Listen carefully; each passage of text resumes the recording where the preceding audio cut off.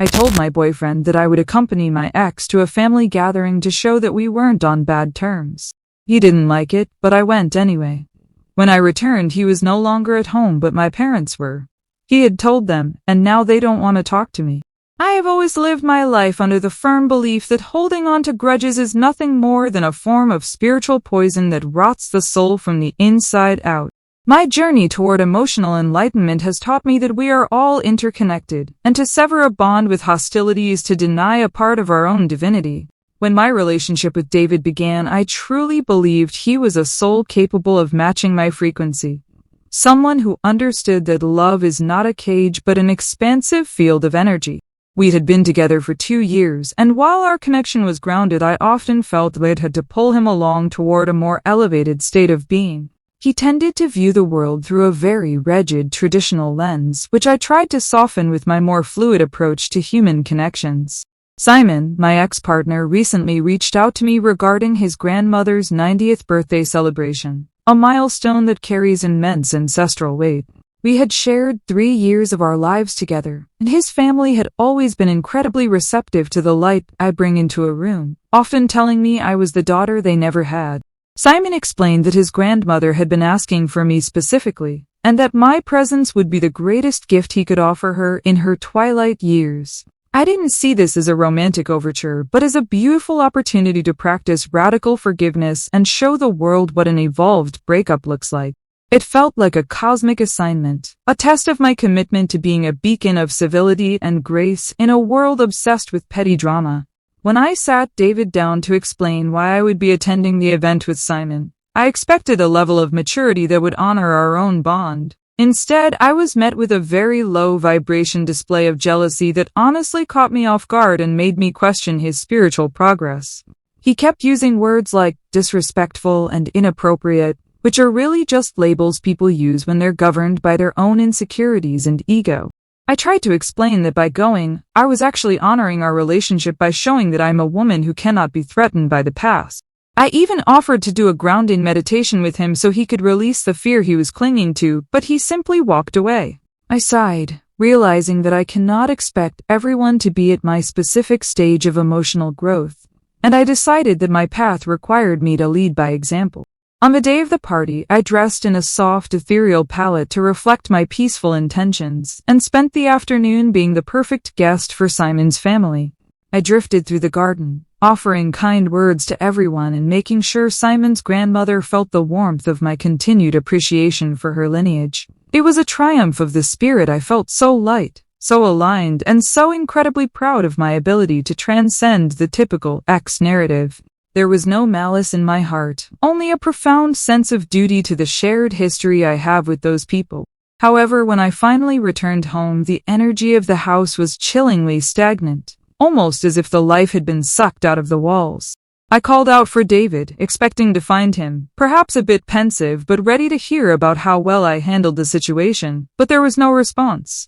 As I walked into our bedroom, the sight of his empty closet hit me like a wave of discordant noise, a completely unnecessary and theatrical gesture. He hadn't just moved a few things, he had completely stripped his presence from our shared sanctuary without a single word of discussion. It felt like a violent rejection of the healing work I've been trying to do for both of us. I walked back into the living room, and to my absolute shock, my parents were sitting at the dining table like a pair of grim judges. I didn't even know they had a key for emergencies that didn't involve a fire, yet there they were, looking at me with faces etched in a disappointment I've never seen. Apparently, David had called them in a state of high-octane emotional collapse, claiming he couldn't compete with a ghost any longer. He painted a picture of me that was so distorted and dark that it felt like he was talking about a total stranger. My parents didn't even stand up to greet me. They just sat there in the heavy silence he had curated for them. The way they looked at me made it clear that David had successfully poisoned the well of my own family's perception of my character. My mother, who usually admires my diplomatic nature, wouldn't even meet my eyes, as if my act of kindness toward an elderly woman was some sort of ultimate betrayal. It is truly disheartening to realize that the people who are supposed to know your heart the best can be so easily swayed by someone else's narrative of victimhood. David chose to weaponize my parents against me rather than face the reality of his own internal shadows and lack of confidence. Now, I'm standing in my own home being treated like a pariah for simply refusing to be a person who carries hate. Main story comments. Anonymous user 1 says, why on earth did you think it was okay to play happy family with your ex when your actual boyfriend told you he was uncomfortable? Radical forgiveness doesn't mean ignoring the boundaries of your current partner. Ops reply, true peace doesn't have boundaries. I was simply being a beacon of civility. If David felt threatened by a 90th birthday party, that speaks to his own lack of inner security, not my intentions. Anonymous user 2 says David didn't orchestrate anything. He just realized he wasn't your priority and told your parents why he was leaving. You basically chose your ex's family over your own partner's feelings. Ops reply, David's inability to handle my kindness is a reflection of his own inner shadows, not my fault. I refuse to dim my light just because someone else hasn't learned how to shine. Update 1. It's been 12 hours since my last update, and the atmosphere in this house remains incredibly dense and resistant to any kind of positive shift. My parents are still here, acting like they've moved in just to facilitate a continuous vigil of silent judgment against me. I tried to bridge the gap this morning by bringing them some artisanal tea and explaining that family is a universal concept that should include those we once loved. I told them that Simon's grandmother's age makes her a sacred elder, and my attendance was a tribute to that sanctity, regardless of my past with Simon. My father didn't even look at the cup. He just stood up and walked out of the room as if my words were some kind of offensive noise. So disheartening to see people you respect succumb to such narrow-mindedness and allow themselves to be led by David's dramatic exit. I spent most of the morning trying to clear the energy in the living room with some sage, but my mother just coughed and told me to stop the theatrics. She seems to think that my attempt to maintain a high vibration is some sort of cover-up, which is a classic projection of her own traditionalist upbringing. I am trying to heal this home with love and understanding, but they are choosing to sit in the cold darkness of their own anger. It feels like I'm being punished for being the only person in the room who isn't interested in holding a grudge. I decided to reach out to David via a very long, carefully worded text to explain that his reaction was quite theatrical and lacked emotional depth. I suggested that we should sit down for a healing session with a neutral mediator to discuss why he felt the need to involve my parents in our private evolution. I explained that by blocking the flow of communication, he was only hurting his own spiritual progress and creating a karmic knot that would be difficult to untie later. I was coming from a place of genuine concern for his well-being, hoping he would see that my trip to the party was actually a gift of perspective for him. I waited for a response, hoping to see those 3 little dots that indicate a soul is trying to find its way back to the truth. Instead, I discovered that he has completely blocked my number and all of my social media accounts, which is a very cowardly way to handle a disagreement. It's a clear sign of someone who is not ready to do the hard work of emotional transparency and prefers the safety of a wall. I'm starting to think he orchestrated this whole scene with my parents just to make me look like the villain for simply being a good person. He knew exactly which buttons to press to trigger my parents' more conservative instincts, using their love for him as a weapon against me. It's a very calculated move for someone who claims to be the one who was hurt in this situation. I feel like I'm living in a distorted reality where my virtues are being rewritten as vices by people who are too afraid to be kind. My parents are whispering in the kitchen, and every time I walk in, they stop, which is a very low-energy way to behave in one's own home. I have tried to offer them several opportunities for a breakthrough, but they are clinging to their disappointment like it's a prized possession. Communication is the only bridge to understanding, and if they and David choose to close it, they are the ones failing the relationship, not me. I will continue to hold space for them, even if they choose to remain in their self-imposed exile of bitterness. Update 1 comments.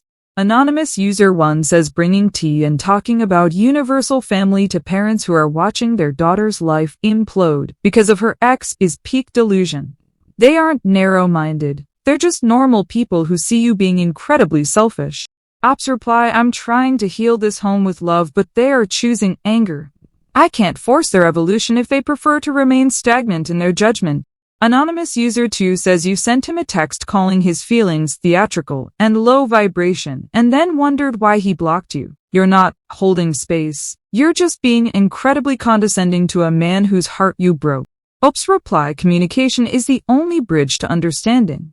If he closes it, he's the one failing the relationship by refusing to engage in a higher level of discourse. Update 2. It's been 2 days since my last update, and the situation has taken a turn that only confirms how easily people can twist a pure intention into something unrecognizable. I found out through a mutual acquaintance that Simon posted a series of photos from the party with the caption, "Some bonds are eternal." In the photos, we are laughing together near the cake, and I look genuinely happy because I was enjoying the high vibration energy of the celebration. Of course, the internet is doing what it does best and completely misinterpreting the entire context of that moment. People are leaving comments as if we've rekindled some old flame, ignoring the fact that a 90th birthday is a communal event, not a private date. My mother finally broke her silence this afternoon, but it wasn't to offer the apology or the understanding I was expecting. She told me that she is ashamed of how I treat people who actually care for me, which is an incredibly hurtful thing to hear from a parent. She thinks I'm playing holier than thou while stepping on David's feelings, as if empathy is a zero-sum game where I can't be kind to an ex without hurting a partner. It's a classic case of the martyr being misunderstood by the masses who are still stuck in a black and white view of loyalty. I tried to explain that Simon's social media posts are his own journey, and I can't be responsible for how he chooses to express his gratitude. The irony is that I only wanted to keep the peace and show that I am a woman of my word, and now my own home feels like a literal war zone. My parents have stopped whispering and have moved on to a phase of cold, clinical distance that is even more exhausting to navigate.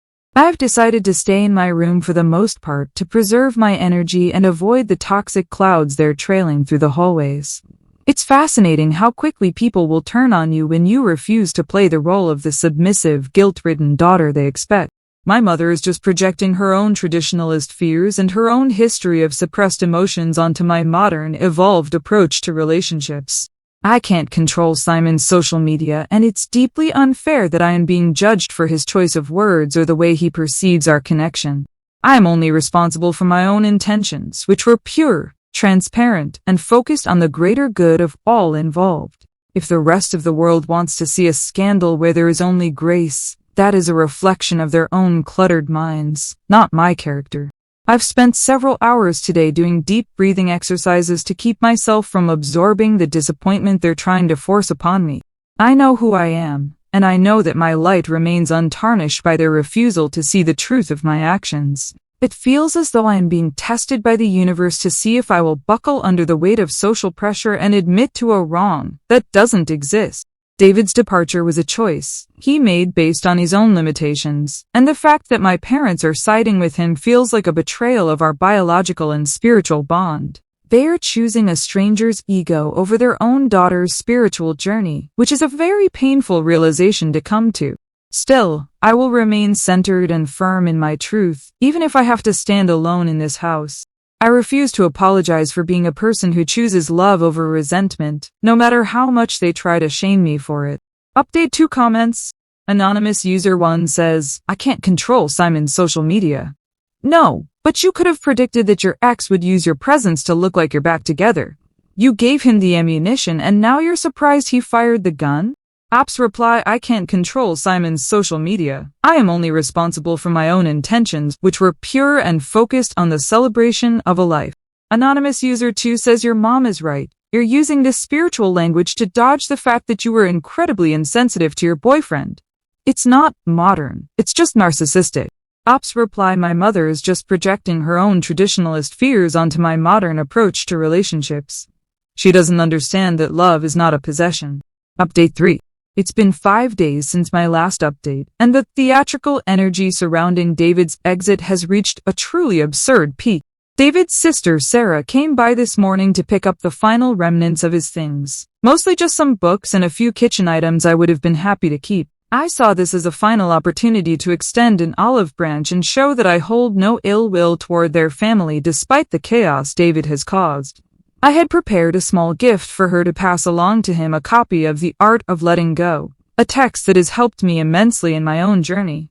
I thought it might help him find the peace he clearly lacks, but Sarah's reaction was a stark reminder of how far some people are from true enlightenment. She literally laughed in my face when I handed it to her, the sound of it echoing through the foyer like a jagged stone.